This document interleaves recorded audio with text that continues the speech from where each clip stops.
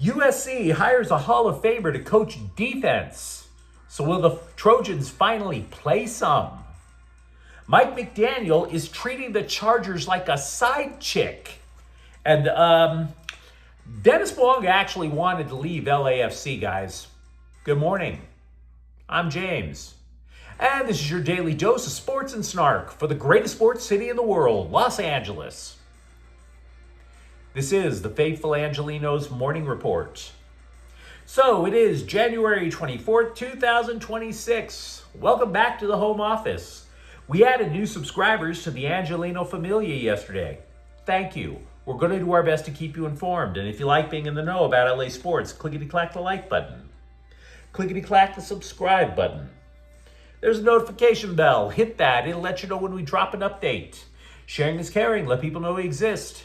By all means, comment. Now, we have a quick look at the scoreboard because there's so much to talk about. There were no games involving LA teams yesterday, but today we have the Lakers at Dallas at 5:30.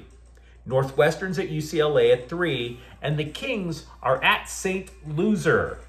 Provided the plane doesn't slide into the Mississippi River, that game will start at 5. So what do you say we get to the news? Gary Patterson, who repeatedly built college football's toughest defense when he was the head coach over at TCU, was officially hired as USC's defensive coordinator Friday, and I want to believe USC football has been building methodically, logically, step by step, replacing mistakes with good ideas, building a resurgent blue blood college program and making it architecturally sound. They've been doing it ever since they fired Clay Helton. I really want to believe the all-star coaching staff, upgraded practice facilities, a front office dedicated to elite high school recruiting. I really, really want to believe. But we've been led down this road by Lincoln Riley before, haven't we? So I think we'll have to trust but verify. Oh, it sounds amazeballs. A Hall of Famer coaching defense sounds like a damn good idea. But after the last few years, you got to show me, guys. There are hours upon hours of YouTube clips where football coaches teach each other how to run Patterson's 4-2-5. He's been that much of a game changer. So in a vacuum, this is a terrific move. But the natives at Heritage Hall, they're increasingly restless. And can you really blame them? And make no mistake, more changes are coming on the horizon for USC. Because when D'Anton Lynn was hired as defensive coordinator 2 years ago, he was handed a staff. Right now, we do not know the status of at least 3 defensive assistants, at all 3 levels, mind you. Line, linebacker, defensive backfield. Now, the LA Times reported cornerbacks coach Trevon Reed should stay, but you would have to assume somebody with Patterson's gravitas was hired with the condition that he gets to call the shots on who's on his staff. Why? Because many of his former players talk about how meticulous the guy is with communication, wanting to leave nothing to chance. He wants his own guys. And again, sounds great. Wanna believe. Show me first. Now, as for how the defense should look schematically, you will see linemen shooting the gaps to disrupt blocking schemes. You'll see more blitzing than with Lynn. You will see a safety playing up in the box often for run support because it has to be an adaptable defense. The nickelback becomes, as other coaches have referred to it, the universal soldier. Because college offenses vary, you need that guy lining up at different parts of the field. So yeah, Patterson knows what he's doing. And I really want to believe. But we've all seen this movie before. So if you're a USC fan, by all means, let me know what you think in the comments thread. If you're skeptical, I totally get it. If you're optimistic, I get that too. Yesterday, while we were talking about the Chargers, I wondered why Mike McDaniel, the former Dolphins coach who was supposedly a lock for offensive coordinator, hadn't actually become offensive coordinator. Minutes later, we found out he wants the Buffalo head coach gig. The former Dolphins coach allegedly has a gig with the Bolts, but that's his plan B. Well, doesn't that just make you feel precious? Actually, more specifically, doesn't that make Justin Herbert feel special, huh? To be the NFL's side piece? Look, we're all adults. I realize nobody in the NFL is really ride or die. And I realize a head coach gig has more juice than a coordinator job. But this is ratchet behavior, guys. This is ratchet. McDaniel is Flavor Flav treating two NFL teams like hood rats on a reality dating show. Jim Harbaugh got the 49ers to a Super Bowl. He won a natty with Michigan, and now he's left hoping and praying that Bills quarterback Josh Allen talks Bills ownership into hiring somebody else? Really? And by the way, here's the other thing that should really get under your skin if you're a Chargers fan, because this is not good. Even if Buffalo finds its self-respect and looks elsewhere for a head coach, McDaniel also interviewed with Las Vegas, and the Raiders still don't have a coach.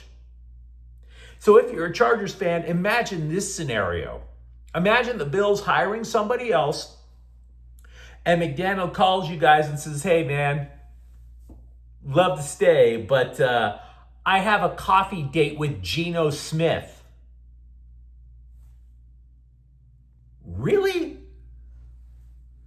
Because that's a possibility, folks.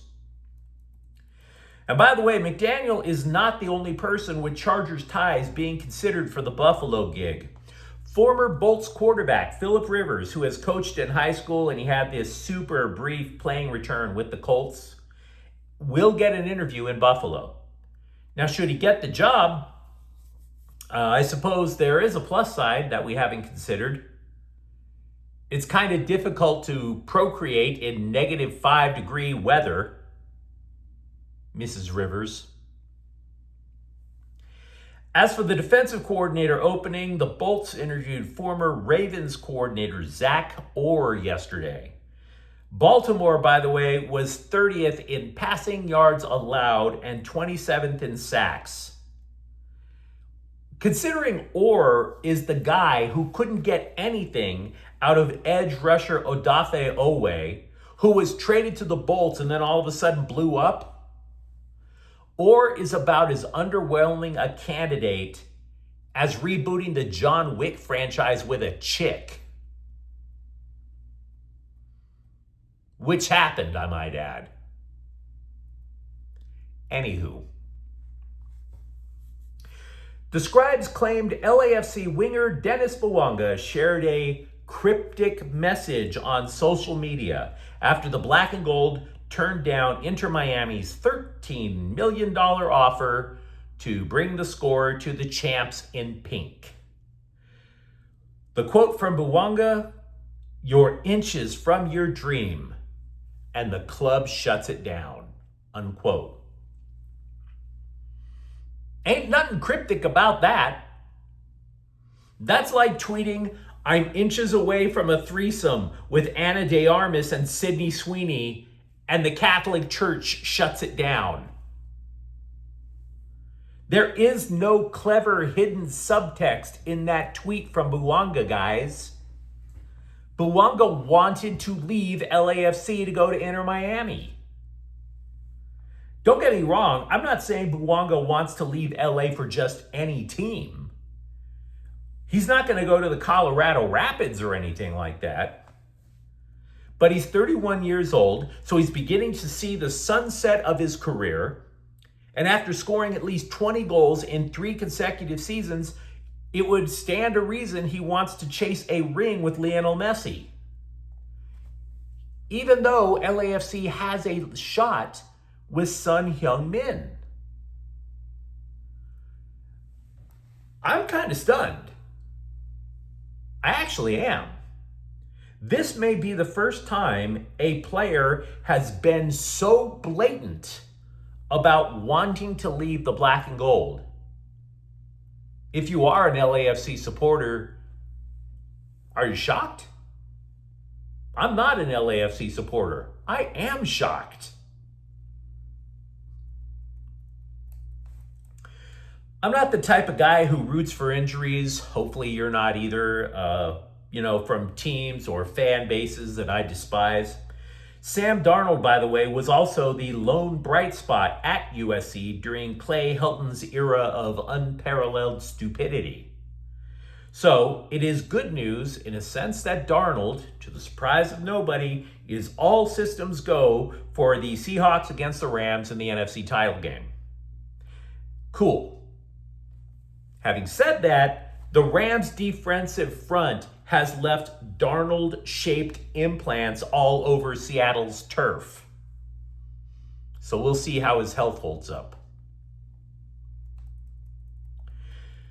We admit when we're wrong on this channel. When Kyle Tucker was signed, I originally envisioned him batting fifth behind Will Smith, ahead of Teoscar Hernandez. Dave Roberts likes to go righty, lefty, righty as much as he can through the lineup. Keeps pitchers on their toes. So I was envisioning Tucker hitting again in the 5-hole. Roberts told the scribes he wants Tucker in the top third of the lineup, but, quote, I don't want you guys to hold me to it right now, unquote. Now, if this is true, plus taking into account Roberts' affinity for switching sides down the batting order, this would suggest left-handed Tucker batting third behind the right-handed hitting Mookie Betts. This would actually slide left-handed hitter Freddie Freeman then into the 5th hole in front of Hernandez. Kind of surprising. Speaking of Tucker, after he decided to sign with LA, one of the loudest complaints from the legions of Dodger haters, and I mean louder than standing next to 5,000 jackhammers, is the Dodgers never develop anyone. And yet, according to CBSSports.com, the Dodgers have 3 of the top 4 prospects in the NL West. Not only that, they have 6 of the top 11 in the division and 8 of the top 20. Now, those 3 in the top 4, they're all outfielders. Josue De Paula, Eduardo Quintero, and Zahir Hope. So, let's assume for the moment that there is going to be a lockout. And let's assume this lockout happens to create a salary cap. And let's assume even further that the Dodgers would have to cut salary. 6 of those prospects are targeting a debut in 2027 or later. So what that means, we ready. We ready for y'all. Shams Charania reported the second least earth-shattering scoop in the history of NBA journalism. The least earth-shattering scoop in the history of NBA journalism, if you were wondering, is that there's no trade market for Anthony Davis. But I digress. The second least earth-shattering scoop from Shams is the end is near between LeBron James and the Lakers. He goes on a podcast I don't listen to, and Charania said, quote, whether that comes at the end of this season, if LeBron James decides as a free agent to sign somewhere else, or if he decides to retire, or if he decides to come back for one more year and decide that he wants to retire as a Laker, the end is near with this relationship, however you want to slice it, unquote. And in a related story, the sun rose in the east. Either he's coming back, retiring, or signing elsewhere as a free agent. How many more ifs can you push into that statement, guys? He's 41. Of course the end is near. Yesterday I turned 58. My end was 2 decades ago. The Galaxy extended forward Matheus Nascimento's loan from Brazilian club Botafogo for about half a season. He scored 6 times last year in limited time. Because it's half a season, I am assuming that the Galaxy and Botafogo are still negotiating to keep the guy long term. They just haven't hashed out the numbers yet. The Clippers still love playing their roster of senior citizens. Kobe Brown has not played more than 12 minutes in a game since December. That would be because he was born this century. So, as a reward, the Clippers sent him to their G League affiliate in Slime Diego. But you let me know what you think in the comments thread. Talk to me if you're a USC fan, if you're even remotely optimistic now about the defense. For that matter, kind of bugging out a little bit over the way Mike McDaniel's treating the Chargers. And if you enjoyed this update, don't forget to subscribe to Faithful Angelenos. We're talking LA sports every single day. Thank you for watching. I'm James. We'll be back tomorrow. Faithful Angelenos is a Quien Corte el Queso production. Take care.